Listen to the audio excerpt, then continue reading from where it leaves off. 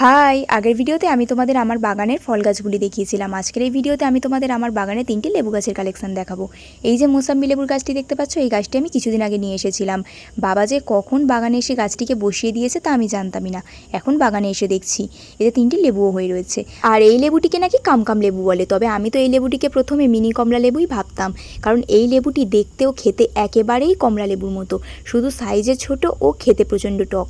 এই লেবুটি এখন কাঁচা রয়েছে, তাই রং সবুজ। কিছুদিন পরে পাকলে একেবারেই কমলা লেবুর মতো কমলা রঙের হয়ে যাবে। তবে এই লেবুটির অনেক হেলথ বেনিফিটস রয়েছে, যেমন সুগার কন্ট্রোলে রাখে, গ্যাসের সমস্যা দূর করে, আরও অনেক কিছু। আর এই যে লেবু গাছটি দেখতে পাচ্ছ, এটা নর্মাল পাতিলেবুর গাছ। আমি তো এখানে হাইট দেখছিলাম গাছটি কতটা লম্বা হয়ে গেছে, তবু এখনও পর্যন্ত এই গাছে একটাও লেবু আসেনি। চলো, আগের ভিডিওতে সোমিয়া, মাইসা, আহনাব, ময়না, আরিসা, তানভীর, সাইমা, মারুফা কমেন্ট করেছে দিদি আমাদের নাম নিয়ে। তোমাদের সবাইকে অনেক অনেক ভালোবাসা। তবে আজকের মতো চলি, দেখা হচ্ছে অন্য কোনো ভিডিওতে। বাই।